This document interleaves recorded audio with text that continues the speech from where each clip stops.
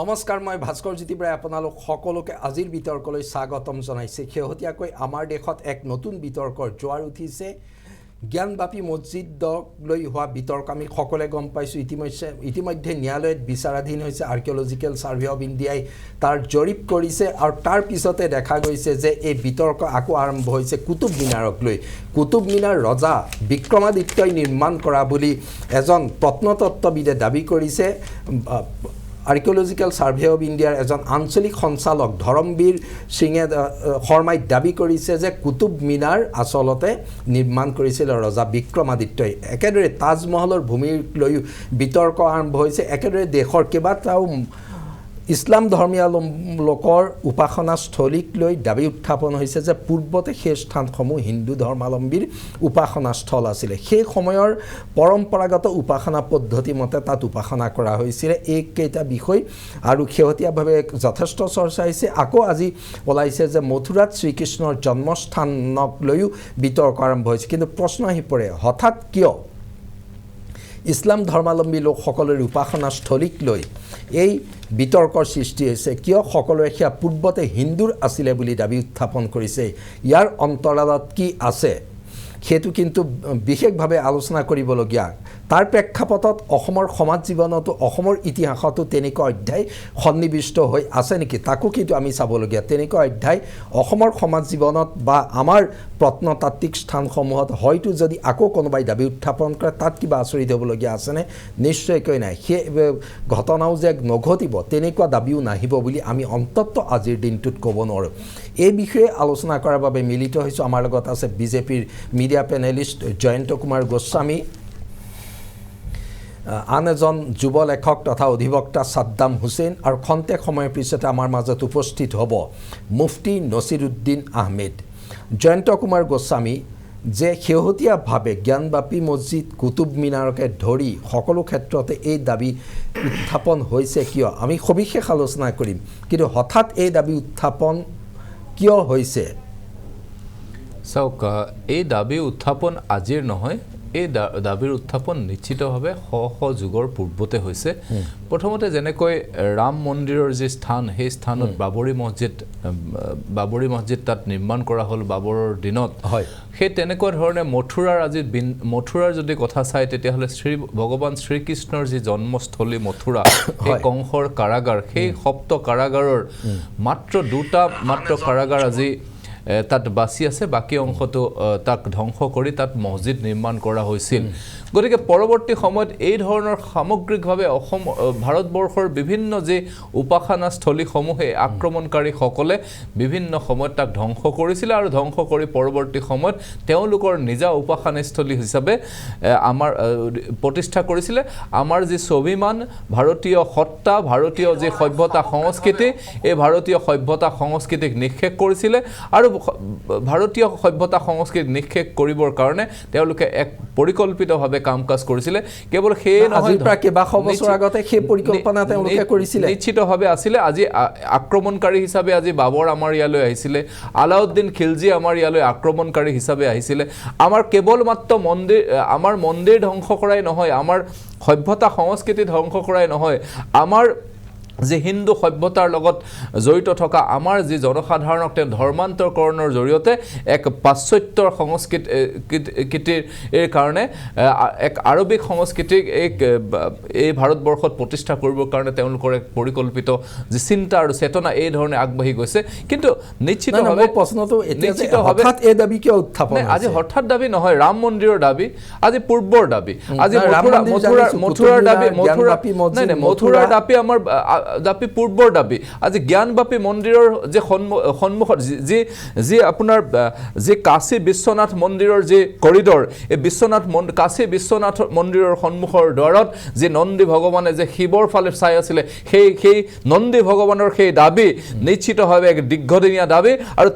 তেওঁৰ সেই যি চাউনি আছিল এই জ্ঞানবাপী মছজিদৰ সন্মুখলৈ যে তাৰ ফলতে সেই অঞ্চলৰ জনসাধাৰণক হিন্দু সভ্যতা সংস্কৃতিক দেখুৱাই দিছিল যে আচলতে আচলতে সেয়া জ্ঞানব্যাপী মছজিদ নহয় হয় না মই জ্ঞানব্যাপী নিশ্চিতভাৱে কিন্তু মোৰ আপুনি কৈছে যে এইবোৰ পূৰ্বৰ পৰা এই দাবী উত্থাপন হৈ আহিছে নিশ্চিতভাৱে হৈ আহিছে পূৰ্বৰ পৰা এই ধৰণৰ দাবী চৰকাৰ হোৱাৰ পিছত এতিয়া বেছি হৈছে এই দাবী নহয় এই গোটেই কথাটো আপুনি যদি ৰাম মন্দিৰৰ দাবী আজি এটা কথা আপুনি স্বীকাৰ কৰিব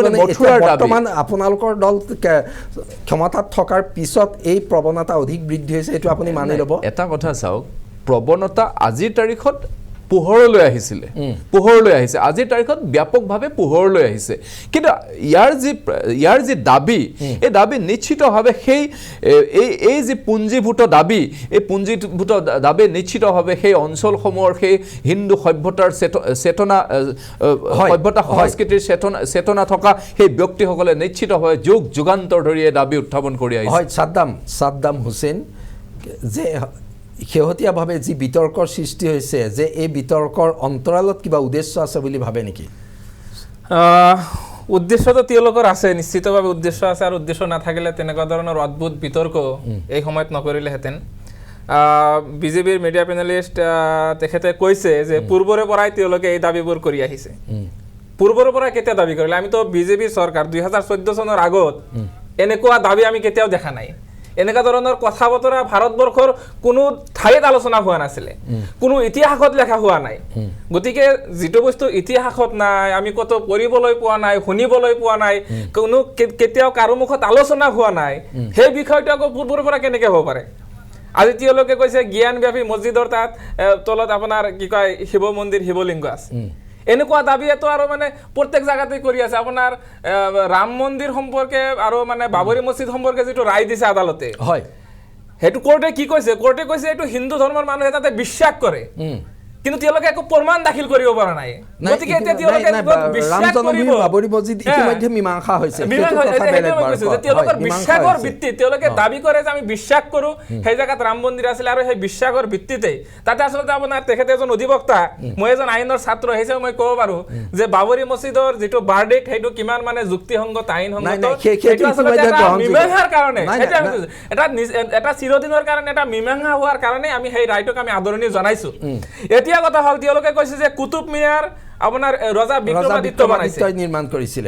এতিয়া মানে কুতুব মিনাৰ আপুনি নামটোৰ লগত আৰু ৰজা বিক্ৰমাদিত্যৰ লগত যদি আপুনি কম্পেয়াৰ কৰে কিবা জানো মিল আছে বিক্ৰমাদিত্য যদি বনালেহেঁতেন তেতিয়াহ'লে এইটো বিক্ৰম মিনাৰ হলেহেঁতেন কুতুব মিনাৰ নহলেহেঁতেন গতিকে কুতুব মিনাৰ হৈছে এই কাৰণে সেই কুতুব মিনাৰটো বনাইছে কুতুবউদ্দিন আইবাক নামৰ এজন ৰজা আছিলে তেখেতে বনাইছে আৰু ইয়াৰ সম্পূৰ্ণ কাহিনী আছে কুতুবউদ্দিন আইবাকে এই বস্তুটো সম্পূৰ্ণ কৰা নাছিলে তাৰ পিছত আপোনাৰ ফিৰোজ শাহ তগলক নামৰ এজন মানুহ আছিলে তেখেতে ওপৰৰ শেষৰ দুটা মানে আপোনাৰ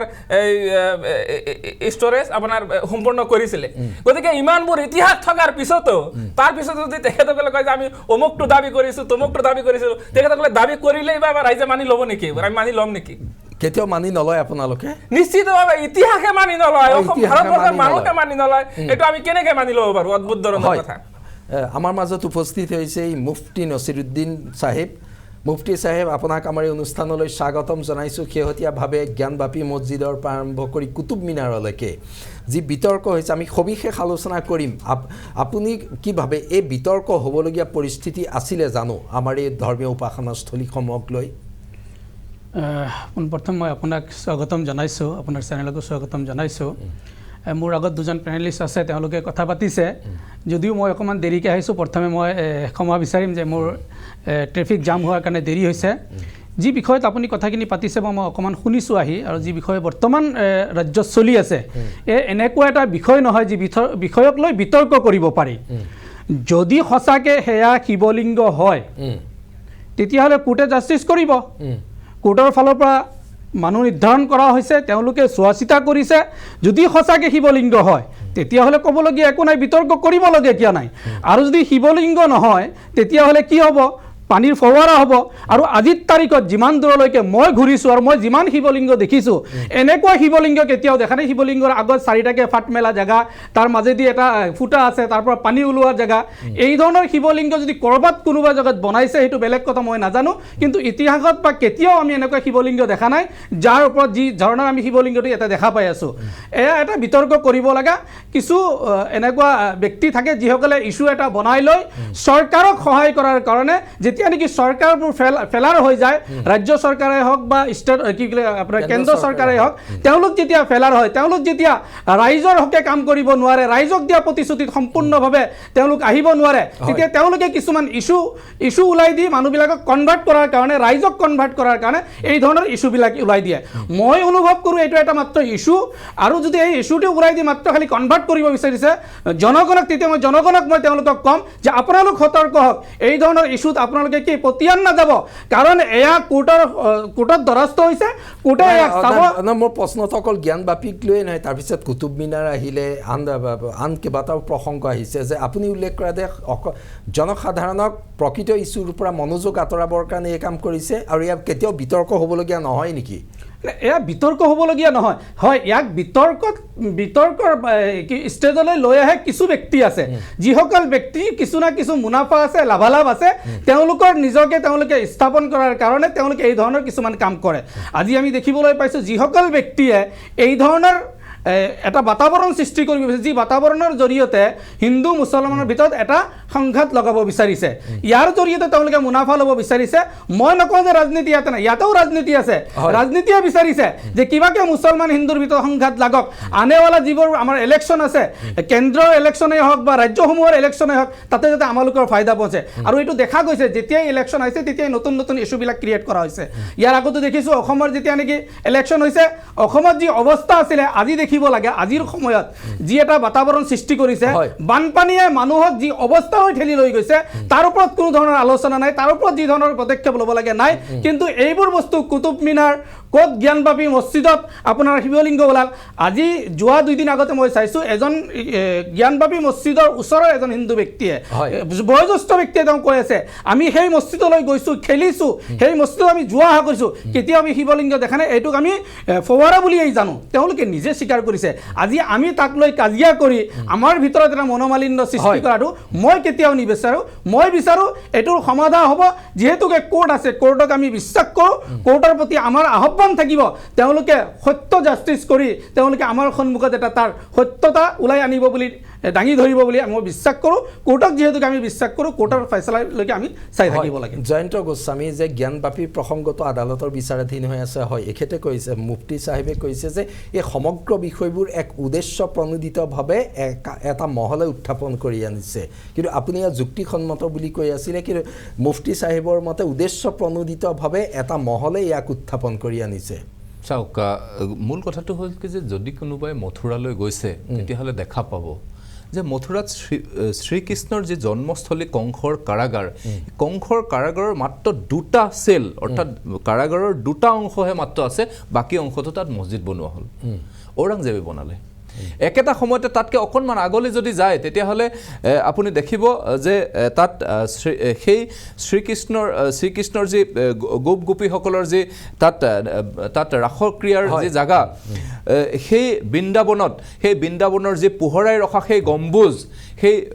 উচ্চ শিখৰৰ গম্বুজ, সেই গম্বুজক কিন্তু ঔৰংজেবৰ দিনত ভাঙি পেলোৱা হ'ল। কাৰণ এইটোৱে আছিলে যে দিল্লীৰ দৰবাৰতকৈ সেই গম্বুজ উচ্চ, আৰু সেই গম্বুজত যেতিয়া চাকি জ্বলি থাকে, বন্তি জ্বলি থাকে, তেতিয়া সেই বন্তিৰ তীৰ বিৰণি চাৰিওফালে দিল্লীত তাৰ প্ৰবাহিত হয়, প্ৰজ্ঞিত হয়, প্ৰজ্বলিত হয়। আৰু তাকে সেই যি স্বাভিমান, যে হিন্দু সভ্যতা সংস্কৃতিৰ সেই স্বাভিমান কিন্তু ঔৰংজেবে ভাঙি পেলাইছিল। গতিকে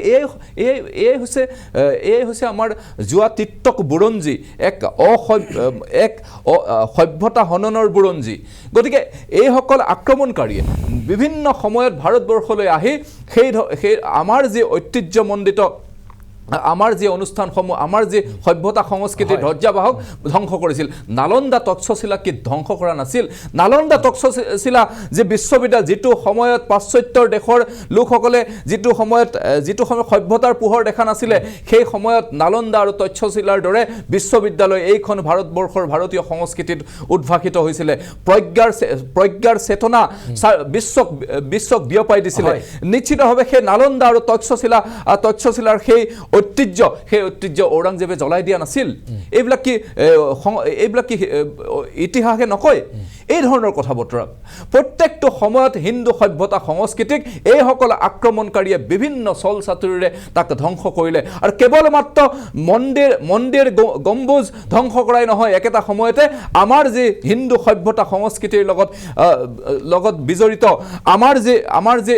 আমাৰ যি সভ্যতা সংস্কৃতিক এক বিশ্বাস কৰা লোকক তেওঁলোকে পৰাৱৰ্তন কৰিলে ধৰ্মান্তৰকৰণ কৰিলে এক ধৰ্মান্তৰ কৰি নিশ্চিতভাৱে ভয় ভাবুকিৰে ধৰ্মান্তৰকৰণ কৰিলে আৰু সেই কথাটোৱে বাৰে বাৰে হিন্দু সমাজে উপলব্ধি কৰে আজি যিটো কথা কোৱা হৈছে যে এইবিলাক নতুনকৈ আলোচনা হৈছে নহয় এইবিলাক যিদিনা সেই কংসৰ কাৰাগাৰত শ্ৰীকৃষ্ণৰ জন্মস্থলী যেতিয়া ধ্বংস কৰিছিলে সেইদিনাৰ পৰাই আৰম্ভ হৈছিলে কেইবাটাৰো গোচৰ যোৱা সময়ত ব্ৰিটিছৰ ৰাজত্ব তাত গোচৰ চলিছিলে একেটা সময়তে ৰাম মন্দিৰ যি ধ্বংসলীলা এই ধ্বংসলীলাৰ সন্দৰ্ভতো গোচৰ চলিছিলে গতিকে এই কথা আজিৰ কথা নহয় ভাৰতীয় সমাজ ভাৰতীয় সভ্যতা সংস্কৃতি এই ৰক্ষা কৰিবৰ কাৰণে বিভিন্ন স্তৰত এই ধৰণৰ আলোচনা হৈ আছে আৰু যোৱা সময়ছোৱা হৈ আছে আজি নতুন কথা নহয় কিন্তু আজি এক পৰিৱেশ পাইছে আজি এক জনচেতনা আহিছে হয় জনচেতনা আহিছে আজি এক জনচেতনা আহিছে এক জনজাগৰণ আহিছে যাতে এই ধৰণৰ যি আমাৰ সভ্যতা সংস্কৃতিক নিষেধ কৰিব পৰা যিবিলাক নিষেধ কৰা যিবিলাক কথা বতৰা এই কথা বতৰাবিলাক তাক এক নতুন চিন্তা আৰম্ভ হৈছে আমাৰ যিবিলাক দীৰ্ঘদিনীয়া সমস্যা হৈছিল এই সমস্যাবিলাক সমাধান কৰিবৰ কাৰণে নিশ্চিতভাৱে কাম কাজ হৈছে মুফতি সাহেব যে ইয়াত দীৰ্ঘদিনীয়া আৰু জয়ন্ত গোস্বামীৰ মতে এয়া ভাৰতীয় সভ্যতাৰ ওপৰত আক্ৰমণকাৰীৰ আঘাত তাৰ ক্ষোভৰ বহিঃপ্ৰকাশ এয়া বুলি কৈছে দৰাচলতে তেওঁ যিখিনি কথা কৈছে মোৰ অনুভৱ হৈছে যে ইয়াৰ আগত কোনোদিনো বিজেপি চৰকাৰ এই দেশত অহাই নাই নেকি বাজপেয়ীৰ দিনত বিজেপি চৰকাৰ আছিলে তেতিয়াওতো এই ধৰণৰ ইস্যুবিলাক ক্ৰিয়েট হ'ব পাৰিলেহেঁতেন তেওঁলোক আচলতে বিজেপি আছিল সেইকাৰণে সেই ইস্যুবিলাক ক্ৰিয়েট হোৱা নাছিলে এতিয়াৰ বিজেপি নহয় এতিয়াৰ বিজেপিত যদি আপুনি চায় একাংশ বিজেপিৰ নামত সেইসকল RSSৰ মানুহ সোমাই গৈছে প্ৰত্যেকটো ছেক্টৰত যেতিয়া RSSৰ মানুহ তেওঁলোকে সোমাই লৈছে তেওঁলোকৰ ইস্যুৱে হৈছে এনেকুৱা যে ভাৰতবৰ্ষখন কেনেকৈ বাটোৱাৰা কৰিব পাৰি ভাৰতবৰ্ষখনৰ ভিতৰত কেনেকৈ কাজিয়া লগাব পাৰি হিন্দু মুছলিমৰ ভিতৰত কাজিয়া এটা লগাই তাৰ কাৰণে নতুন ইস্যু তেওঁলোকে বিচাৰি ওলাব কেতিয়াবা তাজমহলক ল'ব কেতিয়াবা এই মছজিদক ল'ব কেতিয়াবা বাবৰি মছজিদক ল'ব কেতিয়াবা এনেকুৱা অদ্ভুত কথাবিলাক তেওঁলোকে ওলাই দিব যি কথাই আৰু কৰ্মই কোনো ধৰণৰ মিল নাই যাৰ কাৰণে কোৱা হৈছে যে আজিৰ তাৰিখত যি বিজেপি চৰকাৰ আমি অসমত চালেও গম পাম বা বাহিৰত চালেও গম পাম তেওঁলোক সঁচা অৰ্থত চাই যদি আপুনি তেওঁলোক বিজেপিৰ মানুহ নহয় তেওঁলোক কিন্তু বেলেগ জেগাৰ পৰা আহিছে বিশেষভাৱে এটা বুজি পাইছোঁ যে তেওঁলোক ক'ৰ পৰা আহিছে সেইটো পৃথক বিষয় এতিয়া বিজেপি চৰকাৰে এই কাম কৰিছে বুলি তেওঁলোকে এটা পৰিৱেশ সৃষ্টি কৰি দিছে তেওঁলোকে পৰিৱেশ সৃষ্টি কৰিছে তেওঁলোকৰ দ্বাৰাই চলা যিবোৰ কি বুলি কয় সংগঠন আছে সেই সংগঠনবিলাকক লগাই দি তেওঁলোকৰ জৰিয়তে এটা পৰিৱেশ সৃষ্টি কৰিছে তেওঁলোকৰ উদ্দেশ্য হৈছে ভাৰতবৰ্ষৰ ভিতৰত যদি কয় তেওঁলোকে এক দেশ এক ভাৰত বুলি কয় যদিও তেওঁলোকে কয় সবকা সাথ সবকা বিকাশ কিন্তু নহয় দেখা পাইছোঁ আমি সবকা সাথ সবকা বিকাশ নহয় সবকা সাথ সবকা সত্যানাশ হৈ আছে ইয়াতে এতিয়া ক'বলৈ গ'লে এটা জাতিক সদায় তেওঁলোকে কি কৰে টাৰ্গেট কৰি লয় বিশেষভাৱে এটা বিশেষ জাতিক টাৰ্গেট কৰি লয় তেওঁলোকৰ ওপৰত যেনেকুৱাকৈ আমি দেখিবলৈ পাইছোঁ যেতিয়া যিমানবোৰ উচ্ছেদিত এলেকাত দেখা গৈছে মুছলমান জাতিটোক তেওঁলোকে বিশেষভাৱে কি কৰে টাৰ্গেট কৰি লয় সেনেকুৱাকৈ ইছলাম ধৰ্মীয় কোনো মছজিদেই হওক মাদ্ৰাছাই হওক বা ইছলাম ধৰ্মীয় অনুষ্ঠানবিলাক তাতে তেওঁলোকে টাৰ্গেট কৰি লয় যাৰ কাৰণে কোৱা হৈছে 91ৰ যিটো নেকি এক্ট আছে 91ৰ এক্টতো লিখা আছিলে যে 1947ৰ আগত যিমানবোৰ অনুষ্ঠান আছে ধৰ্মীয় অনুষ্ঠান প্ৰতিষ্ঠান আছে এই ধৰ্মীয় অনুষ্ঠান প্ৰতিষ্ঠানবিলাকক ভাঙি অন্য কোনো অনুষ্ঠান প্ৰতিষ্ঠান কৰা নাযাব যদি কোনোবাই কৰে তেওঁৰ জেল হ'ব বুলি এই ধৰণৰ তাতে লিখা আছে তাৰ পিছতো এই ধৰণৰ তেওঁলোকে যি ধৰণৰ প্ৰপেগেণ্ডা আৰম্ভ কৰিছে এয়া চৰকাৰে ডাইৰেক্ট কৰিব নোৱাৰে তেওঁলোকে কোনোবা এটা ছাইডেদি মানুহ লগাই দি তেওঁলোকে কৰাই আছে এই কামবোৰ মই অনুভৱ কৰিছোঁ হয় সাদ্দাম কিন্তু সঁচাকৈ বিজেপিয়ে কোৱাৰ দৰে এয়া চলি আছিলে আৰু এই ধাৰাবাহিকতা ৰক্ষা কৰি আহিছে এক জাগৰণ আহিছে এই মুহূৰ্তত এক জাগৰণ আহিছে সেই জাগৃত হোৱা মানুহে বিষয়টো উত্থাপন কৰিছে সঁচা কথা মই এই কথাটোৰ আগতে আৰু দুটামান কথা কৈ লওঁ আপোনাৰ তেখেতে বিজেপিৰ মুখপাত্ৰ ডাঙৰীয়াই যে কৈছে যে মানে ঔৰংগজেবৰ দিনত মুছলমানৰ দিনত মন্দিৰ ভাঙি মছজিদ নিৰ্মাণ কৰা হৈছে মই এইখিনিতে আপোনাক এটা কথা জনাই দিব বিচাৰিছোঁ আৰু আপুনি জানে জনাৰ পিছতো যিহেতু আপোনালোকে কৈ আছে তাৰ পিছতো মই কওঁ ৰাইজেও জানক কথাখিনি হয় কওক যে আকবৰৰ দিনত আপোনাৰ আকবৰৰ ছাপৰ্টত আকবৰে নিজে 35টা মন্দিৰ নিৰ্মাণ কৰিছিলে ভাৰতবৰ্ষত এইটো আপোনাৰ 1500 খ্ৰীষ্টাব্দৰ আশে পাশে তাৰমানে হয় ঔৰংগজেব আৰু শাহজাহানৰ দিনত আপোনাৰ তেতিয়া মানে এটা যুদ্ধত আপোনাৰ দুখনমান মন্দিৰ আপোনাৰ ধ্বংস হৈছিলে আৰু ঔৰংগজেব আৰু শাহজাহানে সেই মন্দিৰ দুটা নিজে নিৰ্মাণ কৰি দিছে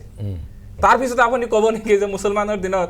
মন্দিৰ ভাঙি পেলাই মছজিদ নিৰ্মাণ কৰিছে মন্দিৰ ভাঙি পেলাই মুছলমানে অমুক কৰিছে কুতুব মিনাৰ বনাইছে গতিকে মুঠৰ ওপৰত এতিয়া মানে বাস্তৱতা কথাটো হ'ল যে তেওঁলোকে এই বিষয়টো উত্থাপন কৰিছে কোন সময়ত এতিয়া মুফতি সাহেবে কোৱাৰ দৰে যে যেতিয়া ভাৰতবৰ্ষত আপুনি চাব তেওঁলোকে এনেকুৱা ধৰণৰ কথাবোৰ সাম্প্ৰদায়িক কথাবোৰ উত্থাপন কৰিব হিন্দু মুছলমান মন্দিৰ মছজিদ এই বিষয়বোৰ যেতিয়া উত্থাপন কৰিব তেতিয়া আপুনি আৰু এটা কথা মন কৰিব যে ভাৰতবৰ্ষত ক'ৰবাত নিৰ্বাচনৰ সময় আহিছে নেকি কোনোবা ৰাজ্যত বা কোনোবা পৌৰ নিগমত কোনোবা নিৰ্বাচন আহিছে নেকি গতিকে এতিয়া যিহেতু আপোনাৰ ভাৰতবৰ্ষত নৰেন্দ্ৰ মোদী ডাঙৰীয়াৰ যিটো ইমেজ ভাৰতবৰ্ষত আপোনাৰ মূল্য বৃদ্ধিৰ পৰা আদি কৰি আপোনাৰ গোটেইখিনি আপোনাৰ মেকানিজমত তেওঁলোকে ইতিমধ্যে ফেইলাৰ হয় আৰু যাৰ কাৰণে তেওঁলোকে গুজৰাট আপোনাৰ হাৰিয়ানা আৰু হিমাচল প্ৰদেশৰ ৰাজনীতিৰ মানে নিৰ্বাচনী বৈতৰণিটো পাৰ কৰাৰ কাৰণে আকৌ এই মানুহৰ ভিতৰত এটা হিন্দুত্বৰ এটা জাগৰণ সৃষ্টি কৰিব বিচাৰিছে এই মন্দিৰ কুতুব মিনাৰ ইত্যাদি এই কথাবোৰ কৈ পেলাই তেওঁলোকে ৰাম মন্দিৰৰ বিষয়টো লৈ উত্তৰ প্ৰদেশৰ নিৰ্বাচনী বৈতৰণি পাৰ কৰিলে এতিয়া আকৌ 3খন ৰাজ্যৰ নিৰ্বাচনী বৈতৰণি পাৰ কৰাৰ কাৰণে এনেকুৱা ধৰণৰ কথাবোৰ তেওঁলোকে উত্থাপন কৰিছে আৰু এইখিনিতে তেওঁলোকে শান্ত নাথাকে ইয়াতকৈ আগন্তুক দিনত নিৰ্বাচন শেষলৈকে তেওঁলোকে আৰু ভয়াবহ কিছুমান কথা অদ্ভুত ধৰণৰ কিছু কথা অসমৰ সমাজ জীৱনত ভাৰতবৰ্ষৰ সমাজ জীৱনত উত্থাপন কৰিব বুলি আমি মানে আশাবাদী আৰু আমি দেখিবলৈ পাম তাৰমানে অন্যথাই তেওঁলোকে হাৰি যাব জিকিব নোৱাৰে কেতিয়াও জয়ন্ত যে সাদ্দাম হুছেইনে কৈছে যে বাবৰে মছজিদ নিৰ্মাণ কৰিছিলে যুদ্ধত বিধ্বস্ত হোৱা মন্দিৰ আদি নিৰ্মাণ কৰি দিছিলে তাৰ পিছতো আপোনালোকে আক্ৰমণকাৰী বুলি কৈ থাকে এতিয়া কথাটো হ'ল এইটো যে আমি বাবৰে মন্দিৰ নিৰ্মাণ কৰিছিলে নে মন্দিৰ ধ্বংস কৰিছিলে সেই কথাটো মূল কথা আজি ৰাম মন্দিৰ ধ্বংস কৰি তাত বাবৰি মছজিদ প্ৰতিষ্ঠা কৰিছিলে বাবৰৰ দিনত একেটা সময়তে ঔৰংজেবৰ দিনত স্পষ্টকৈ প্ৰমাণিত আছে সন্মুখত আছে কংসৰ কাৰাগাৰ ধ্বংস কৰি তাত মছজিদ নিৰ্মাণ কৰিলে বৃন্দাবনৰ সেই বন্তি উজ্বলাই থকা সেই বন্তিৰ সেই গম্বুজ ভাঙি পেলালে গতিকে এই ধৰণৰ নালন্দা তক্ষশিলা আমাৰ যি সভ্যতা সংস্কৃতিৰ মূল কাঠামো মূল গৱেষণাৰ স্থলী বিশ্ববিদ্যালয় নালন্দা বিশ্ববিদ্যালয় তক্ষশিলা বিশ্ববিদ্যালয় জ্বলাই দিয়া হ'ল গতিকে এই ধৰণৰ কথাবিলাক সন্মুখত আছে গতিকে এই ধৰণৰ কথাবিলাকে ভাৰতীয় সভ্যতা সংস্কৃতিক যে ধ্বংস কৰিছে এই কথাটো স্পষ্ট আৰু এটা কথা মই কওঁ যদি এই সংস্কৃতিৰ লগত ইছলাম জড়িত নাই এই চাওক ভাৰতীয় সভ্যতা সংস্কৃতিৰ মূল আধাৰ হৈছে নালন্দা তক্ষশিলা জ্বলাই দিয়া হ'ল ধ্বংস কৰি দিয়া হ'ল শেষ কৰি দিয়া হ'ল আজি এটা কথা মই কওঁ যে এইখন ভাৰতবৰ্ষত যদি সেইসকল আক্ৰমণকাৰী নাহিলহেঁতেন তেতিয়াহ'লে সাদ্দাম হুছেইন ডাঙৰীয়া হয়তো স্বপ্নলীল শইকীয়া হ'লহেঁতেন গতিকে এই ধৰণৰ কথা আমাৰ পৰা কেৱল মন্দিৰে কাঢ়ি লোৱা নাই আমাৰ পৰা কেৱল আমাৰ ধৰ্মীয় অনুষ্ঠানে কাঢ়ি লোৱা নাই আমাৰ পৰা আমাৰ ভাইকো কাঢ়ি লৈ গ'ল কেতিয়াও এই ধৰণৰ কথা নাহিলেহেঁতেন আমাৰ নিজৰ ভাইক কাঢ়ি লৈ গ'ল গতিকে আজি এই ধৰণৰ পৰিৱেশ সেইসকল আক্ৰমণকাৰীয়ে কৰা আৰু এতিয়া এটা কথা স্পষ্ট হৈছে যে এটা কথা যিটো কথা কোৱা হয় যে 1991 চনৰ সেই আইনখনৰ কথা হয় সেই আইনখনৰ নিশ্চিতভাৱে এটা স্পষ্ট ব্যাখ্যাৰ প্ৰয়োজন আছে তাত এটা কথা কোৱা হৈছে সেকশন 4 যিটো কথা কৈছে যে it is here by declared that the religious character of a place of worship existing on the 15th day of August 1947 shall continue to be the same as in existent on that day এতিয়া এই কথাটো তাতে কোৱা নাই যে তাৰ পূৰ্বতে যদি সেই মন্দিৰ ভাঙি যদি মছজিদ বনোৱা হৈছিল তাক পুনৰ মন্দিৰ উদ্ধাৰ কৰিব নোৱাৰে বুলি তাত কতো কথা লিখা হোৱা নাই গতিকে সেইকাৰণে সিভিল জাজ বাৰাণসীয়ে এই অৰ্ডাৰ পাছ কৰিছে আৰু সেই অৰ্ডাৰ যেতিয়া চ্যালেঞ্জ কৰিলে সুপ্ৰিম কোৰ্টে কিন্তু সেই প্ৰচিডিংটো তাৰ যিটো এই প্ৰচিডিংটো সেটিছফাইড কৰা নাই অৰ্থাৎ অতৰে পঠিওৱা নাই প্ৰচিডিংটো বন্ধ কৰি দিয়া নাই গতিকে এই কথা বতৰাবিলাক এতিয়া আদালতত আছে, নিশ্চিতভাৱে আদালতে কৰিব। বাকী চাওক, আজি যিটো কথা কোৱা হৈছে, আজি নাই ইতিমধ্যে আদালতত আছে, মথুৰা আদালতত আছে। আজি কুতুব মিনাৰ প্ৰসংগ চাওক, এজন দায়িত্বশীল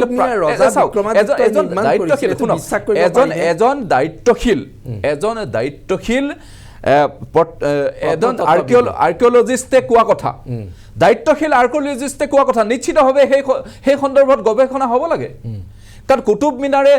কুতুব মিনাৰে বিক্ৰমাদিত্যই সজা সেই গম্বুজক কুতুব মিনাৰ কৰিলে নে কুতুব মিনাৰে নতুনকৈ সাজিলে, এই কথা বতৰাবিলাক গৱেষণা হ'ব লাগে। বুৰঞ্জীত পূৰ্বতে গৱেষণা হোৱা নাছিল, যিহেতুকে এজন আৰ্কিঅলজিষ্টে উত্থাপন কৰিছে, নহয় এজন আৰ্কিঅলজিষ্টে উত্থাপন কৰিছে,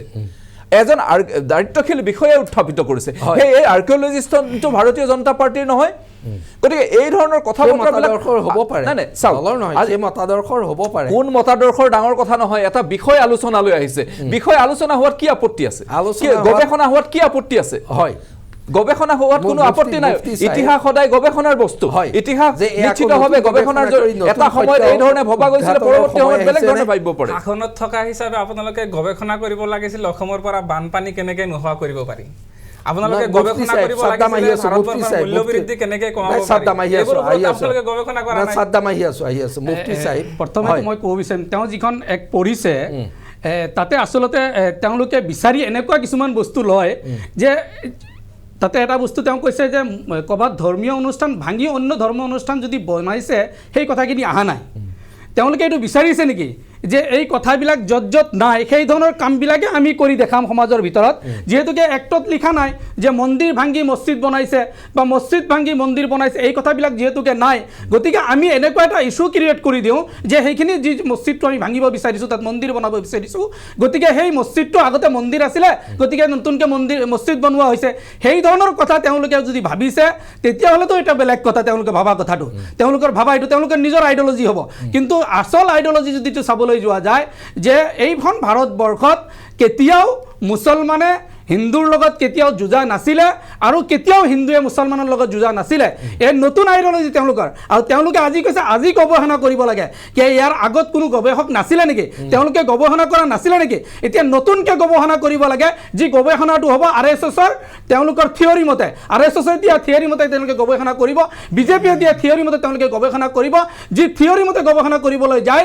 যিজন জাষ্টিছ হ'ব সেইজন জাষ্টিছে যদি সত্যতা প্ৰমাণ কৰিবলৈ যায় আৰু সেইটো যদি বিজেপিৰ মতে নহয়, সেইটো যদি RSSৰ মতে নহয়, সেইজন জাষ্টিছ তেওঁলোকৰ মতে ঠিক নহ'ব, সেইজন দায়িত্বত থকা মানুহজন তেওঁলোকৰ মতে ঠিক নহ'ব, তেওঁক সলাই দিব লাগিব। যেনেকৈ আমি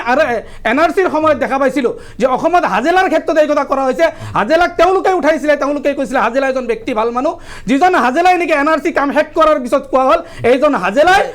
মানুহৰ পৰা পইচা পাতি লৈ তেওঁলোকে 2 নম্বৰী কাম কৰে। গতিকে নতুন নতুন ব্যক্তি তেওঁলোকে বিচাৰে। এতিয়া এওঁলোকে যে নতুনকৈ বিষয়বোৰ চৰ্চা হোৱা বিচাৰিছে, সেই চৰ্চা হোৱাত আৰু আপত্তি আছে নেকি? কিবা চৰ্চা হোৱাত কোনো বস্তুত আপত্তি নাই, চৰ্চা কৰিব লাগে, কিন্তু পজিটিভলি চৰ্চা কৰিব লাগে। নিগেটিভ মাইণ্ড লৈ যদি চৰ্চা কৰিবলৈ যায় তেতিয়াহ'লে বুজা যাব যে নিগেটিভ মাইণ্ড মানুহে কেতিয়ালৈ চৰ্চা কৰে, যেতিয়া তেওঁলোকৰ নিয়ত তেওঁলোকৰ উদ্দেশ্য পূৰণ থাকে,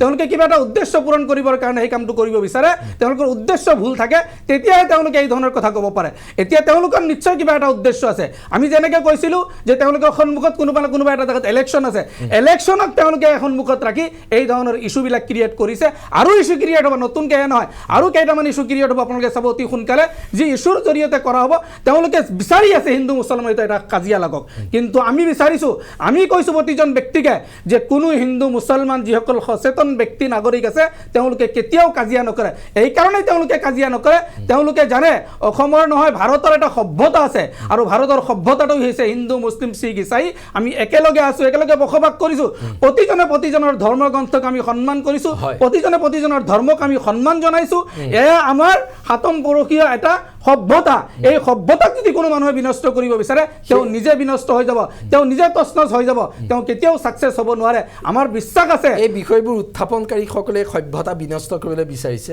নিশ্চয় তেওঁলোক সভ্যতা বিনষ্ট কৰিবলৈ বিচাৰিছে, কিন্তু তেওঁলোকে আকৌ সভ্যতাৰ গয়নালৈ কথাবিলাক পাতি থাকে যে আমাৰ ভাৰতীয় সভ্যতা। আৰে ভাৰতীয় সভ্যতা কি? ভাৰতীয় সভ্যতা মানে হিন্দু সভ্যতা নহয়। ভাৰতীয় সভ্যতা মানে ভাৰতবৰ্ষত বাস কৰা প্ৰতিজন জনগোষ্ঠীক সন্মান জনাই, প্ৰতিজন জনগোষ্ঠীৰ প্ৰতিটো জনগোষ্ঠী জনগোষ্ঠীৰ ধৰ্মীয় ধৰ্মগ্ৰন্থৰ লগতে তেওঁলোকৰ যিমানবোৰ ধৰ্মীয় কৰ্ম কাম আছে এই সমস্তক আমি সন্মান জনাই যেতিয়া যাম তেতিয়াহে ভাৰতীয় সভ্যতা তাৰ মতলব এইটো নহয় মুছলমানে যাই মন্দিৰত পূজা কৰিব লাগিব আৰু হিন্দুৱে আহি মছজিদত নমাজ পঢ়ে এয়া নহয় কিন্তু আমি প্ৰতিজন ব্যক্তিয়ে প্ৰতিজনৰ ধৰ্মগ্ৰন্থক প্ৰতিজনৰ ধৰ্মস্থলক আমি সন্মান জনাব লাগিব এয়াহে ভাৰতীয় সভ্যতা আৰু এই ভাৰতীয় সভ্যতালৈ তেওঁলোকে চলিছিলে মহাত্মা গান্ধী জৱাহৰলাল নেহৰু তেওঁলোকে এই ভাৰতীয় সভ্যতাৰ ওপৰত চলিছিলে যাৰ কাৰণে তেওঁলোকে এই ভাৰতবৰ্ষখনক ইংৰাজৰ হাতৰ পৰা তেওঁলোকে কি কৰিব স্বাধীন কৰিব পাৰিছিলে স্বাধীন কৰাৰ ক্ষেত্ৰত তেওঁলোকৰ এটা আপুনি উত্থাপন কৰা সভ্যতা বিনষ্টকাৰী কোন এই বিষয়ে আমি আলোচনা কৰিম জয়ন্ত গোস্বামীয়ে কেতিয়াও মুছলমানে হিন্দুক আক্ৰমণ কৰা নাছিলে ইতিহাসত সেয়া ইতিহাসে কয় বুলি দাবী কৰিছে মুফতি চাওক কিন্তু আপোনালোকে বাৰে বাৰে সভ্যতাৰ ওপৰত আক্ৰমণ আৰু এখেতে কৈছে ভাৰতীয় সভ্যতা মানে হিন্দু সভ্যতা নহয় চাওক দুটা তিনিটা কথা যে কোনে কি কৈছে সেইটো মোৰ প্ৰয়োজন বোধ নকৰোঁ আমি তাৰ উত্তৰ দিয়া ভাৰতীয় জনতা পাৰ্টীয়ে কাৰণ কোনোবাই আবুল তাবুল ক'ব সেই তাৰ উত্তৰ দিয়াত আমাৰ কোনো প্ৰয়োজন নাই সঁচা কথাবিলাক আবুল তাবুল লাগে সদায় সঁচা কথাবিলাক সদায় আবুল তাবুল লাগে তেওঁলোকক হয় কওক গোস্বামী কওক খালি এটা কথা মই অনুৰোধ জনাম যাতে এই আবুল তাবুল মাজত বকি নাথাকে না আপুনি কওক আপুনিহে কৈছে আবুল তাবুল বকাৰ কথা এই কথাটো আমি কোৱা নাছিলো আবুল গোস্বামী কওক আপুনি প্ৰথম আৰম্ভ কৰিছে আবুল তাবুল শব্দটো আপুনি শব্দক ভালকে কওক আমি ভাল ব্যৱহাৰ কৰিম হয় আমি এই ষ্টুডিঅ'ৰ মাজত প্ৰথম ইয়াৰ আগত কৈছো মোৰ প্ৰশ্নটো উত্তৰ দিয়ক যে কেতিয়াও মুছলমান শাসকে হিন্দুক আক্ৰমণ কৰা নাছিলে এটা মোক ঠিক কৰি দিব লাগিব যাতে মাজত যাতে কোনো আপুনি এই প্ৰশ্নটো উত্তৰ দিয়ক বুজি পাইছো মাজত যাতে কোনো নকৰে সেই কথাটো আপুনি মোক এছুৰেঞ্চ দিব লাগিব নহলে মই নকওঁ না কওক আপুনি মাজত যাতে এই আবুল তাবুল কোনো নবকে সেই কথাটো এছুৰেঞ্চ দিব লাগিব আপুনি কওক যে আক্ৰমণ কৰিছে আৰু ভাৰতীয় সভ্যতা মানে হিন্দু সভ্যতা নহয় নেকি সুপ্ৰিম কোৰ্টে কৈছে the Hindu is the way of life of Indian people স্পষ্ট কথা ভাৰতীয় জনসাধাৰণৰ জীৱন ধাৰণ পদ্ধতিটোৱে হৈছে হিন্দুত্ব গতিকে ইয়াত আৰু কোনো দ্বিমত নাই এতিয়া মই কৈছোঁ যে আক্ৰমণকাৰী কোন ঔৰংজেবে 1600 শতিকাত যে আলাবৈ ৰণ আজি শৰাইঘাটৰ ৰণ হাজাৰ হাজাৰ অসমীয়া সেনাক মৃত্যুৰ ঘাটলৈ তুলি দিছিল এয়া কি আক্ৰমণ নহয় একে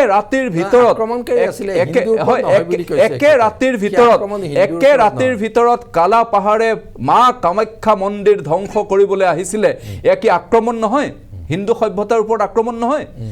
একে ৰাতিৰ ভিতৰত কনৌজত আজিৰ বাৰাণসীত হাজাৰ হাজাৰ হিন্দুক হত্যা কৰা হৈছিলে নহলে কনভাৰ্সন অৰ্থাৎ ধৰ্মান্তৰকৰণ আৰু নহলে হত্যা এয়া কি আক্ৰমণ নহয় একে ৰাতিৰ ভিতৰত শিখসকলক যেনেকৈ গৌৰৱ গোবিন্দ সিঙৰ পুত্ৰ সতী সন্ততিক একে ৰাতিৰ ভিতৰত হত্যা কৰা হৈছিলে হত্যা কৰাৰ পূৰ্ব চৰ্ত আছিল যে মুছলমান ধৰ্ম গ্ৰহণ আৰু নহলে হত্যা এয়া কি ঔৰংজেবৰ শাসনত নহয় এই হাজাৰ হাজাৰ এনেকুৱা ধৰণৰ উদাহৰণ আছে য'ত ঔৰংজেবৰ শাসনৰ দিনত মোগলৰ শাসনৰ দিনত হিন্দু সভ্যতা সংস্কৃতি ধ্বংস কৰিবলৈ চেষ্টা কৰিছিল এই যে হিন্দুৰ ওপৰত যি আক্ৰমণ যোৱা সময়ছোৱাত নিশ্চিতভাৱে তীৰ বিৰাই থকা সাংঘাতিক ধৰণৰ উদাহৰণ আছে এই আক্ৰমণ এই আক্ৰমণ নিশ্চিতভাৱে এই আক্ৰমণৰ ফলত যোৱা সময়ছোৱা এক অত্যন্ত সুসংগঠিতভাৱে এই আক্ৰমণ চলাই গৈছিল আৰু সেই আক্ৰমণৰ মূল কথাটোৱে আছিল সৰ্বব্যাপী ইছলামিজম প্ৰতিষ্ঠা কৰাৰ কাৰণে এক যে প্ৰচাত্যৰ যি আগ্ৰাসন এই আগ্ৰাসন গতিকে ভাৰতীয় জনসাধাৰণে নিশ্চিতভাৱে এক নতুন চিন্তাৰে আগবাঢ়িছে আজি একে সময়তে বানপানীৰ ওপৰতো ৰিচাৰ্চ হৈছে একে সময়তে মূল্যবৃদ্ধি ৰোধ কৰিবৰ কাৰণে চেষ্টা কৰা হৈছে কিন্তু মূল কথাটো হৈছে কি যে আজি মূল্যবৃদ্ধি ৰোধ কৰাও হ'ব বানপানীৰ কাৰণে এইখন চৰকাৰে কাম কাজ কৰিব আৰু একেটা সময়তে ভাৰতবৰ্ষৰ সভ্যতা সংস্কৃতি অসমৰ সভ্যতা সংস্কৃতি যাতে আঁতৰত থাকে তাৰ কাৰণেও কাম কাজ কৰিব আমি কোনো আজি যদি এটা মোক উদাহৰণ দিয়ক যে কৰবাত হিন্দু মন্দিৰ কোনোবা মছজিদৰ ওপৰত বনাইছে বা মছজিদ দখল কৰি সেই অঞ্চলত হিন্দু মন্দিৰ বনাইছে তেনেকুৱা ধৰণৰ কোনো কতো আজিলৈকে ইতিহাসে কোৱা নাই গতিকে আমি যিহেতুকে ভাৰতীয় সংস্কৃতি হৈছে বসুদেৱ কুটুম্বকম আমি সকলোকে আঁকোৱালি লৈছোঁ আমি এইখন ভাৰতবৰ্ষত সকলো ধৰণৰ নিজৰ পন্থৰ যোগেদি কাম কাজ কৰিছে নিশ্চিতভাৱে ভাৰতৰ ভাৰতৰ সংস্কৃতি হৈছে হয়। সৰ্বে ভৱন্তু সুখিনঃ সৰ্বে সন্তু নিৰাময় সৰ্বে ভদ্ৰাণি পশ্যন্তু মা কছে দুখ বাওহে। এই হৈছে ভাৰতীয় সংস্কৃতি। শুনিবলৈ ভাল, এইবোৰ কথা সত্য আৰু শুনিবলৈ ভাল, কিন্তু যিসকল ব্যক্তিয়ে কৈ আছে তেওঁলোকৰ নিয়ত সিমান ভাল নহয়। তাৰ কাৰণ তেওঁ এতিয়াই কৈছে, এতিয়া ইতিহাস আকৌ লিখিব লাগে, ইতিহাসৰ ওপৰত আকৌ গৱেষণা কৰিব লাগে। তেওঁলোকে গৱেষণা কৰিব বিচাৰিছে। যদি আজিৰ তাৰিখত গৱেষণা কৰিব লাগে, ইতিহাসত এই কথাটো লিখিব লাগিব যে বাবৰি মছজিদ ভাঙি ৰাম মন্দিৰ বনোৱা হ'ল তাতে। সেই কথাটো তেওঁলোকে লিখিব জানো ইতিহাসত? যদি এইটোৱে ক'ব বিচাৰিছে, তেওঁলোকে ক'ব বিচাৰিছে মন্দিৰ ভাঙি কেতিয়াও মছজিদ বনোৱা হোৱা নাছিলে, বা মছজিদ ভাঙি কেতিয়াও মন্দিৰ বনোৱা হোৱা নাছিলে। যিবোৰ কথা কোৱা হৈ আছে যে মন্দিৰ ভাঙি মছজিদ বনোৱা হৈছে, এখন এনেকুৱা মন্দিৰ দেখাই দিয়ক যিখন ভাঙি মছজিদ বনোৱা হৈছে আৰু তাৰ কোনো কি বুলি কয়, তাৰ কোনো চুবুত বা তাৰ কোনো পাইছে বিচাৰি, ডকুমেণ্টছ বিচাৰি পোৱা গৈছে? পোৱা যোৱা নাই। মাত্ৰ কোৱা হৈছে ৰাম মন্দিৰৰ বিষয়ে এই কথাটো কোৱা হৈছে যে তাতে মাত্ৰ আস্থাৰ ওপৰত কাম কৰা হৈছে। হিন্দুসকলৰ যিহেতুকে তাৰ ওপৰত আস্থা আছে, আমিও সেই কথাটোক মানি লৈছোঁ। যিহেতুকে হিন্দু সভ্যতা, হিন্দু ব্যক্তিসকলে তাৰ ওপৰত এটা আস্থা আছে। কোনোবা এটা জাতিক, কোনোবা এটা জনগোষ্ঠীৰ যাৰ ওপৰত আস্থা থাকে, যদি তেওঁলোকে বিচাৰিছে আৰু কোৰ্টেও তাক ফাইচলা কৰিছে, আমি একদম নিৰপেক্ষভাৱে মানি লৈছোঁ। তাৰ ওপৰত কোনো ধৰণৰ দ্বিধাবোধ নাই, আজিও নাই আৰু কালিলৈও নাথাকে আমালোকৰ কথা। কিন্তু যেতিয়া আমালোকৰ ওপৰত দ্বিতীয়বাৰ সেই কথাবিলাক কোৱা হ'ব, টানি অনা হ'ব, বা আমাৰ মছজিদৰ ওপৰত যেতিয়া দ্বিতীয়বাৰ আকৌ নতুনকৈ আক্ৰমণ কৰা হ'ব, তেতিয়া কিন্তু এই কথাবিলাক ক'বলৈ মানুহে বাধ্য হ'ব। তেতিয়া আকৌ কোনোবাই সুধিব যে যেতিয়া নেকি সুপ্ৰিম কোৰ্টৰ ফাইচলা কিবা ভুল নেকি? মই নকওঁ সুপ্ৰিম কোৰ্টৰ ফাইচলা ভুল, কিন্তু সুপ্ৰিম কোৰ্ট হ'ব পাৰে, কিন্তু সুপ্ৰিম কোৰ্ট এনেকুৱা নহয় যে তেওঁলোকৰ ভুল হ'ব নোৱাৰে। সুপ্ৰিম কোৰ্টৰ ভুল হ'ব পাৰে। এইটো এতিয়া তাৰমানে এনেকুৱা, যিটো জয়ন্ত গোস্বামীয়ে কৈছে ইতিহাসত তেনেকুৱা ঘটনা নাই। মই জানাত ইতিহাসত কোনো এনেকুৱা ঘটনা য'ত নেকি মন্দিৰ ভাঙি মছজিদ বনোৱা হৈছে। সাদ্দাম যে নাই, যে মই কথাখিনি জয়ন্ত দাৰ এটা কথা মই উত্তৰ দি লৈছোঁ। তেখেতে কৈছে যে সুপ্ৰিম কোৰ্টে কৈছে ভাৰতবৰ্ষত the Hindu is the way of life বুলি কৈছে। এই কথাটোৰ ক্ষেত্ৰত মই একমত, আৰু এই কথাটো আপুনি যিমানে ক'ব মই সিমানবাৰেই ক'ম। আৰু আপুনি এই কথাটো কিদৰে বিশ্লেষণ কৰিব আৰু মই কিদৰে বিশ্লেষণ কৰিম, এই কথাটোহে আটাইতকৈ মানে গুৰুত্বপূৰ্ণ কথা। আপুনি যদি কয় যে সুপ্ৰিম কোৰ্টে যিটো কথা কৈছে যে Hindu is the way of life, আৰু সেইটো যদি আপুনি কেৱল হিন্দু সনাতন সভ্যতাৰ মাজলৈ লৈ যায়, যদি এটা ধৰ্মক কেন্দ্ৰ কৰি লৈ যায়, তেতিয়াহ'লে মই তাৰ বিৰোধ কৰিম। সুপ্ৰিম কোৰ্টে ভাৰতবৰ্ষৰ উচ্চতম ন্যায়ালয়ে যি হিন্দু সভ্যতাৰ কথা কৈছে, সেই হিন্দু সভ্যতাৰ ভিতৰত অন্তৰ্ভুক্ত মই আৰু মুফতি সাহেব নিজেও, আমি সকলোৱে সেই সভ্যতাৰ ভিতৰত অন্তৰ্ভুক্ত। আৰু সেই সভ্যতা মানে কেৱল নিৰ্দিষ্ট এটা ধৰ্মক বুজোৱা হোৱা নাই, কেৱল সনাতন সভ্যতাক বুজোৱা হোৱা নাই। সেই সভ্যতা মানে ভাৰতবৰ্ষত থকা প্ৰত্যেকজন মানুহে, প্ৰত্যেক ধৰ্মাৱলম্বীৰ মানুহে, প্ৰত্যেক ভাষা ভাষীৰ মানুহে সেই সভ্যতাৰ অন্তৰ্ভুক্ত। কাৰণ হিন্দু কেৱল এটা, সেই সুপ্ৰিম কোৰ্টৰ সেই ভাষাত কেৱল এটা ধৰ্ম নহয়, ভাৰতবৰ্ষত হিন্দু এটা সভ্যতা। আৰু সেই সভ্যতা যদি আমি বিশ্লেষণ কৰিবলৈ যাওঁ, সেই হিন্দু শব্দটো ক'ৰ পৰা আহিছে? যে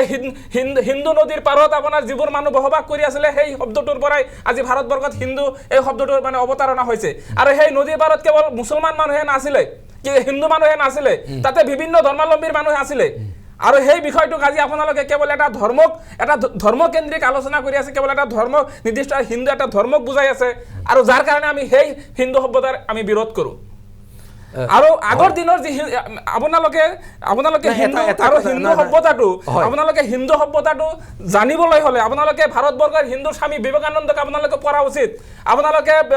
ৰবীন্দ্ৰনাথ টেগৰক পঢ়া উচিত, আপোনালোকে মহাত্মা গান্ধীক অধ্যয়ন কৰা উচিত। আপোনালোকে এতিয়া যে জয় শ্ৰী ৰাম কয়, এই জয় শ্ৰী ৰাম শুনিলে বহুত মানুহে এইটো ক'বলৈ স্বীকাৰ নকৰে, এইটো চাই বহুত মানুহে ভয় কৰে, অন্য ধৰ্মৰ মানুহে ভয় কৰে। কিন্তু মহাত্মা গান্ধী যে হে ৰাম আছিলে, সেই ৰাম শুনিলে কিন্তু কেতিয়াও কোনো ভয় কৰা নাছিলে। আৰু তাৰ লগত জয় শ্ৰীৰাম শুনিলে এতিয়া ভয় লাগে কাবাৰ। জয় শ্ৰীৰামত বহুত মানুহৰ আপত্তি আছে, কিন্তু বহুত হিন্দু মানুহৰ আপত্তি আছে। যাৰ কাৰণে আজি ভাৰতবৰ্ষত এই যি শক্তিটোৱে এইবোৰ কথা উত্থাপন কৰি আছে, আপুনি অসমৰ ৰাইজে এই কথাটো জনা উচিত যে এই শক্তিটোৱে কিন্তু ভাৰতবৰ্ষৰ স্বাধীনতা বিৰোধী শক্তি। আৰু এই স্বাধীনতা বিৰোধী শক্তিটোৱে জয় শ্ৰীৰাম শুনিলে আপোনালোকৰ ভয় লাগে আছে। গোস্বামী ওচৰলৈ আপোনাৰ কিহৰ কাৰণে আপত্তি আছে যে এনেকুৱা কোনো এইখন পৃথিৱীত বহুত দেশ আছে য'ত নেকি ইছলামিক দেশো আছে। কোনো ইছলামিক দেশত এই কামটো কেতিয়াও কৰা হোৱা নাই যে এজন হিন্দু মানুহক ধৰি কোৱা হৈছে আল্লাহু আকবৰ বুলি কোৱা হোৱা নাই। কিন্তু এইখন দেশতে যেতিয়া বিজেপি চৰকাৰ অহাৰ লগে লগে এই প্ৰৱণতাটো বাঢ়ি গ'ল যে মুছলমানক এটেক কৰা হয়, ধৰা হয়, আৰু তাক ক'বলৈ কোৱা হয় তুমি জয় শ্ৰীৰাম কোৱা। সেইকাৰণেই আমাৰ আপত্তি আছে যে জয় শ্ৰীৰাম মুছলমান যিকোনো এটা টাৰ্গেট কৰি এটা জাতিক কিয় ক'বলৈ দিয়া হয়, আৰু তেওঁলোক নক'লে তেওঁলোকক মাৰপিট কৰা হয়, আৰু তাৰপিছত তেওঁলোকৰ ওপৰত এটা এনেকুৱা কথা কৈ কিনে এটা গোচৰ জাপি দি কিনে তেওঁলোকক হাৰাশাস্তিত কাৰণে তেওঁলোকক আগুৱাই দিয়া হয় এইটো মাত্ৰ তেওঁলোকৰ এটা উদ্দেশ্য প্ৰণয়ন কৰা জয়ন্ত গোস্বামী যে এই মন্দিৰ মছজিদ এইবোৰৰ প্ৰসংগত চলি থকাৰ মাজতে এটা কথা এওঁলোকে কৈছে যে জয় শ্ৰীৰাম শুনিলে এওঁলোক শংকিত হয় কিন্তু হে ৰাম শব্দটোৱে প্ৰেৰণা যোগায় চাওক গোটেই কথাটো হৈছে কি যে ৰাম ৰামেই গতিকে কোনোবাই হয়তো ৰামৰ জয় জয়কাৰ জয় শ্ৰীৰাম বুলি কৰে আৰু কোনোবাই হে ৰাম বুলি উপাসনা কৰে গতিকে ৰাম ৰামেই যদি ৰামৰ প্ৰতি যদি আস্থা থাকে ৰামৰ প্ৰতি যদি কাৰোবাৰ বিশ্বাস থাকে ৰামৰ প্ৰতি যদি ৰামক যদি হৃদয়ত লয় তেতিয়াহ'লে ৰামৰ নাম যি ধৰণে লোৱা যায় সেই ধৰণে ভাল লাগিব কাৰো ভয় নোপোজে ৰামক লৈ ৰামৰ শব্দটোৱে কাৰো ভয় নাহে গতিকে কোনোবাই জয় শ্ৰীৰাম কৰে যদি ৰামৰ প্ৰতি আস্থা থকা প্ৰত্যেকজন মানুহে জয় শ্ৰীৰামতো ভয় নহয় আৰু হে ৰামতো তেওঁ নিজৰ উপলব্ধি কৰিব গতিকে এই ধৰণৰ কথা বতৰাবিলাকে সামগ্ৰিক কথাটোৰ পৰা অতৰাই নিব নোৱাৰে কিন্তু এটা কথা মই কওঁ যে সেই হিন্দু সভ্যতা সংস্কৃতি সেই ৫,০০০ বছৰৰ পূৰ্বৰ কিন্তু ভাৰতবৰ্ষৰ বুকুলৈ ইছলামিজম আহিছিল যেতিয়া আক্ৰমণকাৰীসকল ইয়ালৈ আহিছিল তেতিয়াৰ পৰা ইছলামিজম আহিছিল গতিকে ভাৰতবৰ্ষৰ হিন্দু সভ্যতাই সেই ইছলাম সকলকো আঁকোৱালি ল'লে বসুদেৱ কুটুম্বকম এই আদৰ্শৰ আধাৰত এই দৰ্শনৰ আধাৰত আদৰি ল'লে কেৱল ইছলামেই নহয় আজি যিসকল খ্ৰীষ্টিয়ান আহিছিলে ইয়ালৈ ব্ৰিটিছৰ সময়ত ব্ৰিটিছৰ আগে পিছে যেতিয়া খ্ৰীষ্টিয়ানসকল আহিছিলে এইসকলকো আঁকোৱালি ল'লে ভাৰতবৰ্ষই কিন্তু কোনো ধৰণৰ বিৰূপ নোলোৱাকৈ কোনো ধৰণৰ অপলাপ নকৰাকৈ সকলোকে আঁকোৱালি লোৱাটোৱে হৈছে ভাৰতীয় সংস্কৃতি হিন্দু সংস্কৃতি মচতমা সদ্গময় তমসোমা জ্যোতিৰ্গময় মৃত্যুমা অমৃতংগময় ওম শান্তি শান্তি শান্তি এই ধৰণে শান্তিপ্ৰিয় এই হিন্দু সমাজ কিন্তু যেতিয়া এই শান্তিপ্ৰিয় হিন্দু সমাজৰ ওপৰত যেতিয়া বৰ্বৰতা কৰিব কোনোবাই যেতিয়া শান্তিপ্ৰিয় হিন্দু সমাজৰ বিভিন্ন সভ্যতা সংস্কৃতিক যেতিয়া ধ্বংস কৰিবলৈ চেষ্টা কৰিব তেতিয়াহ'লে একে সময়তে একে সময়তে ঋষিৰ হাতত গ্ৰন্থ থাকে একে সময়তে ঋষিৰ হাতত হুলু থাকে গতিকে এই ধৰণৰ দম্ভ আৰম্ভ হৈছে গতিকে চাওক আজিৰ তাৰিখত এটা কথা হৈছে যোৱা সময়ছোৱা বিভিন্ন ধৰণৰ বুৰঞ্জীক অপলাপ কৰা হৈছে যোৱা সময়ছোৱা আপুনি চাওক ছত্ৰপতি শিৱাজীৰ সেই বীৰত্ব সেই লাচিত বৰফুকনৰ সেই বীৰত্ব মহাৰাণা প্ৰতাপৰ সেই বীৰত্ব এই ঝাঁচী ৰাণী লক্ষ্মীবাইৰ সেই বীৰত্ব আজি বুৰঞ্জীত হেৰুৱাই পেলোৱা হৈছিলে এই ব্ৰিটিছ বুৰঞ্জীত তাক অতৰাই পেলোৱা হৈছিলে কেৱল মাত্ৰ আক্ৰমণকাৰীসকলৰ যি যুদ্ধৰ বীৰত্ব এই বীৰত্ববিলাকে বুৰঞ্জীৰ পাতে পাতে অধিকাংশ বুৰঞ্জী দখল কৰিছিলে তাক কিন্তু আজি নতুন প্ৰজন্মই নতুন পুৰুষে নতুন সমাজত কিন্তু তাক গ্ৰহণ নকৰে আজি নিশ্চিতভাৱে পৰিৱৰ্তনৰ সময় আহিছে গতিকে সেইকাৰণে ৰিচাৰ্চৰ প্ৰয়োজন কথা কওক যে বৰ্তমান ভাৰতীয় হিন্দু সভ্যতা মানি ল'লো আপোনালোকৰ হিন্দু সভ্যতাৰ সংজ্ঞাৰ ভিতৰত দেশৰ ইছলাম ধৰ্মাৱলম্বী লোকসকল নাই নেকি নিশ্চিতভাৱে আছে হিন্দু মানে এইটো কথাটো হৈছে এইটো কোনো প্ৰশ্ন অহা নাই আজি মই এটা কথাই ক'লো যে সাদ্দাম হুছেইন যদি ইয়ালৈ আক্ৰমণকাৰীসকল নাহিলেহেঁতেন সাদ্দাম হুছেইন স্বপ্নলীল শইকীয়া হ'লহেঁতেন আজি একেলগে আমি স্বপ্নলীল শইকীয়া হিচাপে তেওঁ পৰিচিত হ'লহেঁতেন কিন্তু একেটা কথাই মই এটা কথা কওঁ আপোনাক যে মছজিদ ভাঙাৰ কথা অহাই নাই ইয়াতে মছজিদ ভাঙাৰ কথা অহাই নাই দাদা গোটেই এটা ভুল ব্যাখ্যা যাব নালাগে মছজিদ ভঙাৰ কথা অহাই নাই ইয়াতে মূল কথাটো আহিছে যে শিৱ ভগৱানৰ জাগাত কোনোবাই তাক আৱৰাব দি এটা মছজিদ বনালে এতিয়া সমস্যা হৈছে আদালতলৈ গ'ল আদালতে তাক ৰিচাৰ্চ কৰিবলৈ দিলে তালে কমিশন বহুৱালে এডভোকেট কমিশন গ'ল তাক যেতিয়া পুখুৰীটো সিঁচি পেলালে তাত এটা শিৱলিংগ আহিলে কথাটো সেইটোৱে জ্ঞান বাপি বুজি পাইছো যে আপুনি ক'লে যে কুতুব মিনাৰ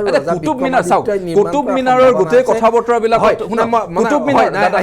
মিনাৰ এক লাইনত মই শেষ কৰিলোঁ কুতুব মিনাৰৰ কথা বতৰাবিলাক ভাৰতীয় জনতা পাৰ্টিৰ এই মুখপাত্ৰ হিচাপে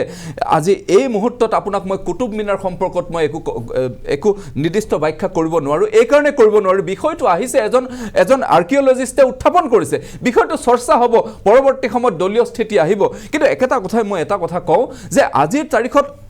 কোনো ধৰণৰ বিভেদ সৃষ্টিৰ কথা অহাই নাই এটা মূল কথা হৈছে কি যে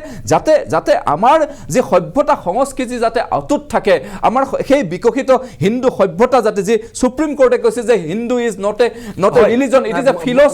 ফিলচফি অফ লাইফ গতিকে এই ধৰণৰ কথা বতৰাবিলাক গোস্বামী ডাঙৰীয়া যিখিনি কথা কৈছে ভাস্কৰ দা মই এইখিনি কথা ক'ব বিচাৰিম আজি মোৰ কানাডাত মোৰ এজন বন্ধু আছে তেওঁৰ লগত কথা হৈছে তেওঁ কৈছে যেতিয়া কোৱা হয় ভাৰতবৰ্ষখন বিশ্বগুৰু হ'ব আৰু সেই সময়ত বিশ্বগুৰু হ'বলৈ যোৱা ভাৰতবৰ্ষখনত যদি এই ধৰণৰ ইছ্যু ক্ৰিয়েট কৰি কোনোবা জাতিৰ ওপৰত বা হিন্দু মুছলমানৰ ৰাজনীতি কৰিবলৈ যায় সেই দেশখন কেতিয়ালৈ যায় বিশ্বগুৰু হ'ব তাৰ কাৰণে কিন্তু আজি বিশ্বৰ অন্য কাণ্ট্ৰিবিলাকত তেওঁলোকে চিন্তিত হৈছে তেওঁলোকে হাঁহিৰ পাত্ৰ হৈছে আমাৰ দেশখনক হাঁহিৰ পাত্ৰ বনাইছে যে যেতিয়া ক'বলৈ যায় তাৰে মন্ত্ৰীসকলে তাৰে মিনিষ্টাৰসকলে তাৰে প্ৰধানমন্ত্ৰীয়ে ৰাষ্ট্ৰপতিয়ে যেতিয়া কয় যে আমাৰ দেশখন এতিয়া বিশ্বগুৰু হ'বলৈ গৈ আছে বিশ্বৰ ভিতৰত 1 নম্বৰ দেশ আমাৰ দেশখন হ'বলৈ গৈ আছে এইটোতো বেলেগ কথা যে আমাৰ দেশখন কিমান নম্বৰত আছে সকলোৱে গম পাইছোঁ আমাৰ নিউজত আহি গৈছে কিন্তু যেতিয়া বিশ্বগুৰু হ'বলৈ গৈ আছে আমাৰ দেশখন আৰু তেতিয়া আমি চিন্তা কৰিবলৈ গৈছোঁ একদম তলৰ খাপত আমি চিন্তা কৰিছোঁ কি যে আমি ধৰ্মক লৈ ইয়াতে কাজিয়া কৰিছোঁ আৰে ধৰ্মক লৈ কাজিয়া কৰিলে কেতিয়াও মানুহ ওপৰলৈ যাব নোৱাৰে ছাকচেছ হ'ব নোৱাৰে মছজিদ আৰু মন্দিৰৰ কাজিয়া কৰি আপুনি এটা কামটো কৰিব পাৰিব আপুনি মানুহৰ ভিতৰত কাজিয়া কৰি আপুনি ৰাজনীতি মুনাফা ল'ব পাৰিব আৰু এয়াই যদি আপোনালোকৰ উদ্দেশ্য হয় তেতিয়াহ'লে কৰি থাকক ৱেলকাম আপোনালোকক জনোৱা হৈছে আপোনালোকে কৰি থাকক খুব কৰি থাকক আৰু আপোনালোকে এই ৰাজনীতি কৰি থাকক এই ৰাজনীতিও কিন্তু মনত ৰাখিব বহুত ডাঙৰ আহিছে কিন্তু থকা নাই গৈছে গুচি এনেকুৱা আপোনালোকেও আহিছে থাকিব কিছুদিন আকৌ কিন্তু গুচি যাব তাৰপিছত আকৌ কোনোবাই আহিব সেই কথাটো মনত ৰাখিব তেওঁলোকৰ যি অৱস্থা হৈছে আছে বিৰোধীত বহি সেই অৱস্থা কিন্তু কালি আপোনালোকৰো হ'ব সেইকাৰণে চিন্তা কৰিব লাগিব আমি যদি সঁচাকৈ আমি ভাৰতবৰ্ষৰ সভ্যতাক বচাই ৰাখিব বিচাৰিছোঁ এই ধৰণৰ কৰ্মৰ পৰা এই ধৰণৰ কাজকৰ্মৰ পৰা আমি বিৰত থাকিব লাগিব আমি সদায় প্ৰতিটো ধৰ্মক আমি বিশ্বাস কৰি যাব লাগিব সাদ্দাম হয় মই শেষত এটা কথা ক'ম যে আপুনি যেটো মানে হিন্দু মানে ফিলচফি অফ লাইফ বুলি বাৰে কৈ আছে মই কৈছে আপোনালোকে সেই ফিলচফিটো মাত্ৰ মানি চলিলে আমাৰ সমাজত কোনো দ্বন্দ্ব নাথাকিব কোনো বিভেদ নাথাকিব কোনো কাজিয়া নাথাকিব আৰু মুছলমানৰ বিৰুদ্ধে কেতিয়াও আপোনালোকে কথা কোৱাৰ প্ৰয়োজন নহ'ব মই এটা কথা আপোনাক কৈ দিওঁ আজি জয়ন্ত দাক মই কৈছোঁ যে পাকিস্তানত ডেইলি বা বছৰত যিমান হিন্দু মানুহে মুছলিম নহয় তাতকৈ বেছি ভাৰতবৰ্ষত বেছি হিন্দু মানুহে কনভাৰ্ট হৈ বেলেগ ধৰ্ম গ্ৰহণ কৰি আছে ইয়াৰ কাৰণটো কি জানেনে ইয়াৰ কাৰণটো হ'ল হিন্দু ধৰ্মৰ মাজত যি বিভাজন হিন্দু ধৰ্মৰ যি উচ্চ বৰ্ণৰ আৰু নিম্ন বৰ্ণৰ যি খেল এই খেলৰ এই উচ্চ বৰ্ণৰ অত্যাচাৰত নিম্ন বৰ্ণৰ হিন্দুসকলে ধৰ্মৰ পৰা কনভাৰ্ট হ'বলৈ তেওঁলোকে বাধ্য হয় আৰু আপুনি ঠিকেই কৈছে যে আজি মানে এনেকুৱা বহুত মানুহ আপোনালোকে নিজে হেৰুৱাইছে আৰু ইয়াৰ কাৰণে মূলত দায়ী আপোনালোক নিজে আপোনালোকৰ যি ধৰ্মৰ যি মানে কাঠামো যি মানে ধৰ্মৰ যি মানে উচ্চ বৰ্ণৰ যি মানে আপোনাৰ নিম্ন বৰ্গৰ ওপৰত যি মানে আগ্ৰাসন এই আগ্ৰাসনৰ ফলত আজি হিন্দু ধৰ্মৰ অনেক হিন্দু মানুহে বেলেগ ধৰ্মলৈ খ্ৰীষ্টানলৈ জয়ন্ত গোস্বামী চাওক কথাটো হৈছে এইটো যে আচলতে কি যে আমি হিন্দু আমাৰ ধৰ্ম আৰু মই যিহেতুকে বৈষ্ণৱ গতিকে বৈষ্ণৱ মোৰ পন্থ গতিকে পন্থ আৰু ধৰ্মৰ মাজত আমি বিভেদ বিচাৰি পাওঁ আমি মূল কথাটোৱে হৈছে কি যে আমাৰ ধৰ্ম অৰ্থাৎ ভাৰতবৰ্ষৰ জনসাধাৰণৰ যি জীৱন ধাৰণ পদ্ধতি সেইটোৱে হৈছে হিন্দু আৰু সেইটোৱে আমাৰ ধৰ্ম আৰু মোৰ পন্থ হৈছে এইটো যে মই বিষ্ণু ভগৱানক পূজা কৰোঁ এটা মোৰ way of the path of worship অৰ্থাৎ মই ভগৱান প্ৰাপ্তিৰ যিটো মোৰ ৰাস্তা সেইটো ৰাস্তা হৈছে মোৰ পন্থ গতিকে সেইটো উপাসনা পদ্ধতি গতিকে উপাসনা পদ্ধতি কোনোবাই পৰিৱৰ্তন কৰিব পাৰে কিন্তু হিন্দু সভ্যতাৰ যি হিন্দুত্ব যি নিশ্চিতভাৱে দেশৰ ইছলাম ধৰ্মাৱলম্বী লোকসকল আছে নিশ্চিতভাৱে আছে কিয় নাথাকিব নিশ্চিতভাৱে আছে কিন্তু এটা কথা মই আপোনাক কওঁ এটা প্ৰবৃত্তিৰ কথা কওঁ প্ৰবৃত্তি হৈছে তুৰ্কীত হাজিফ শ্বৰীফ চাৰ্চ তাক পৰৱৰ্তী সময়ত মছজিদ বনাই পেলোৱা হ'ল আপুনি যদি চাই যেতিয়া তালিবানী শাসনত আফগানিস্তানত বিশ্বৰ ভিতৰত আটাইতকৈ ডাঙৰ বৌদ্ধ মূৰ্তি তাক বোম দি ধ্বংস কৰি দিয়া হ'ল এই হৈছে প্ৰবৃত্তি সেই প্ৰবৃত্তি যাতে ভাৰতবৰ্ষত নাথাকে ইছলামিজম থাকক ইছলামিজম আমাৰ কাৰণে নিশ্চিতভাৱে আমাৰ চাওক ইছলামিজম আমাৰ কাৰণে অত্যন্ত শ্ৰদ্ধেয় কিন্তু ঔৰংজেবৰ যি সংস্কৃতি সেই সংস্কৃতি ভাৰতবৰ্ষত থাকিব নালাগে সেই কথাটোৱে আমি কৈছোঁ হয় সঁচাকৈ জ্ঞানবাপী মছজিদ কুতুব মিনাৰ, তাজমহল, মথুৰা এই প্ৰসংগবোৰ শেহতীয়াভাৱে উত্থাপন হৈছে, কিন্তু এই প্ৰসংগবোৰক লৈ যিদৰে চৰ্চা হৈছে ইয়াৰ জৰিয়তে বৰ্তমান সময়ত বিষয়টো যথেষ্ট বিতৰ্কিত হৈ পৰিছে। ইয়াৰ উদ্দেশ্য কি সেয়া কিন্তু ভাবি চাবলগীয়া। আমাৰ আলোচনাত অংশগ্ৰহণ কৰা তিনিগৰাকী অতিথিকে ধন্যবাদ জনাই মই ভাস্কৰ জ্যোতি বৰাই আপোনালোকৰ পৰা বিদায় লৈছোঁ। নমস্কাৰ।